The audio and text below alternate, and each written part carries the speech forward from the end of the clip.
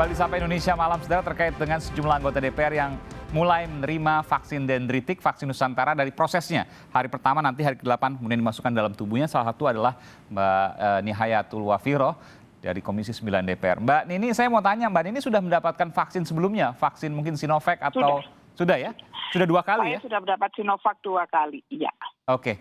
Nanti bingung juga kalau seandainya dapat vaksin dendritik, oke gitu misalnya, nggak ada masalah. Bagaimana menghitung efikasi atau menghitung tingkat kemanjuran dari vaksin yang mana? Kan ada 2 vaksin di tubuh Mbak Nini. Kalau sama-sama manjur kan alhamdulillah.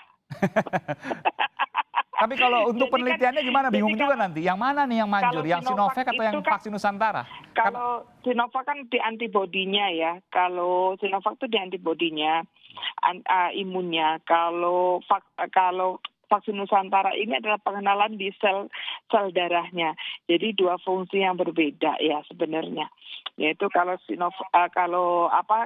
vaksin Nusantara ini kan kita sel darah kita lebih mengenali, lebih familiar dengan virus yang masuk begitu, virus COVID ini yang masuk. Jadi kalau itu dua-duanya naik ya tentu alhamdulillah dong. Yang masalah kalau dua-duanya gagal kan. Jangan. Ke Pak Dokter, ya, Pak Zubairi. Dokter Zubairi, gimana Pak? Kalau sudah dapat vaksin sebelumnya, lalu sekarang vaksin Nusantara, double-double.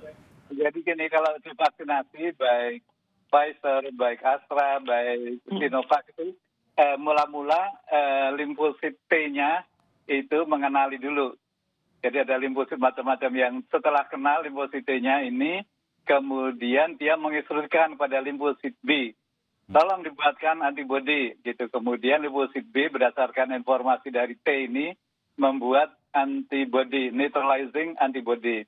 Nah, makin lama perlu suntikan kedua karena kalau suntikan kedua ini daya kenal dari limfosit T kita menjadi meningkat.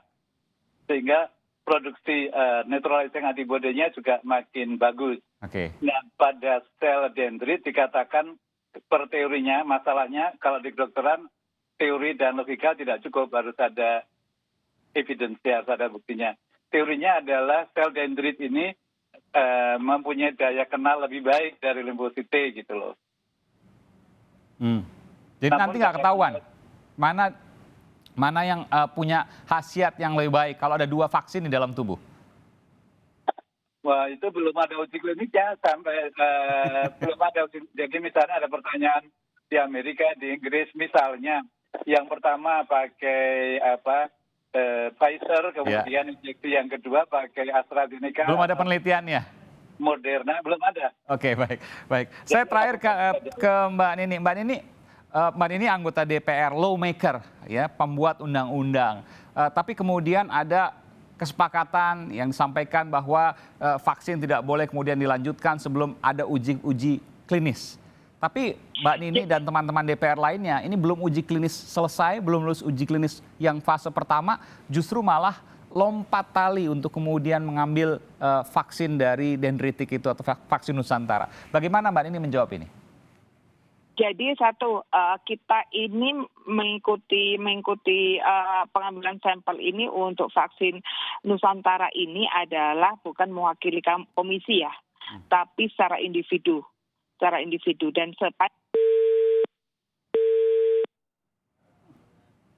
Iya, tampaknya putus komunikasinya. Nanti saya akan ke Mbak Nini lagi. Mbak Nini putus komunikasi, nanti saya akan coba sambung kembali. Saya ke Pak Dokter Zubairi. Pak Dokter, informasikan kepada kami Pak Dokter, apa yang kemudian bisa disampaikan? Karena ketika ini kemudian masih dilakukan, akan terjadikah hal yang mengkhawatirkan misalnya? Kalau hal yang mengkhawatirkan kan dimonitor ya mestinya. Pertama yang penting dilakukan adalah tatap muka. Jadi kalau nggak kenal maka nggak sayang. Mestinya tatap muka nggak cukup sekali. Jadi perlu ada pertemuan lagi lah antara yang mengerjakan, antara tim di Rumah Sakit Gatot Subroto dengan BPOM, kemudian dengan DPR, dan mungkin juga dengan ID gitu ya, sehingga lebih nyaman bagaimana next-nya supaya memang karena kita memang benar memerlukan vaksin-vaksin tambahan, namun tentu betul. pasti aman dan pasti efektif.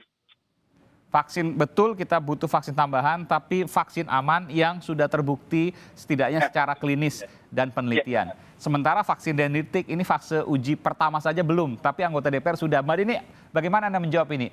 Sebagai lawmaker, pembuat undang-undang justru melanggar kesepakatan.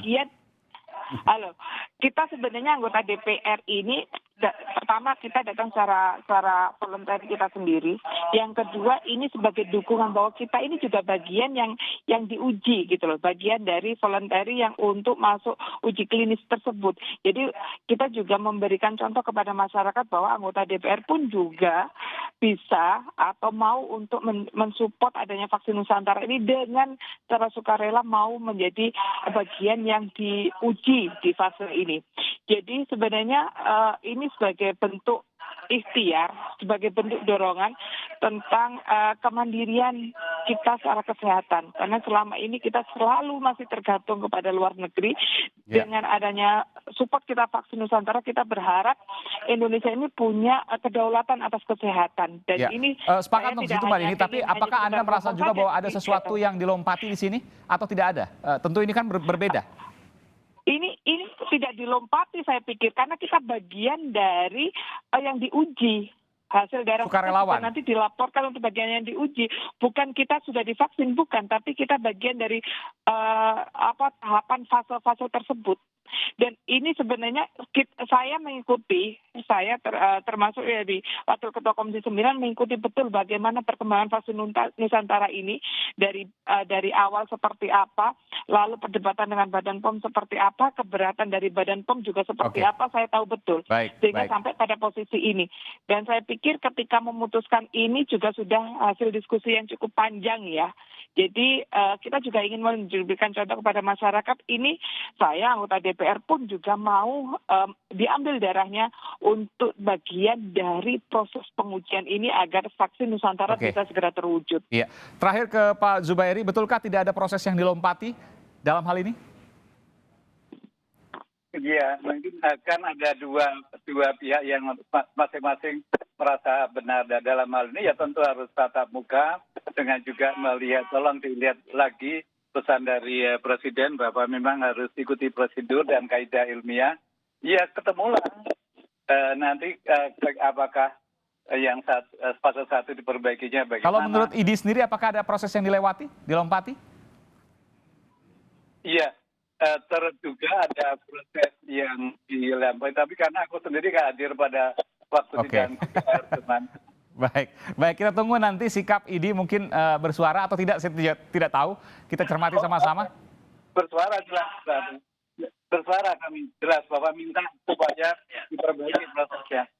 Baik, nanti kita akan tunggu hasil informasi resminya. Terima kasih Pak Dr. Zubairi Jurban, ini Ketua Satgas COVID-19 dari Ikatan Dokter Indonesia ID, dan juga Mbak Nihayatul Wafiroh dari Komisi 9 DPR RI. Terima kasih telah memberikan informasi. Mbak ini tadi juga telah diambil darah untuk kemudian nanti 8 hari kemudian disuntikan lagi masukkan sel dendritik dari vaksin Nusantara. Terima kasih Mbak Nini, terima kasih Pak Dr. Zubairi Jurban. Selamat malam, sehat selalu.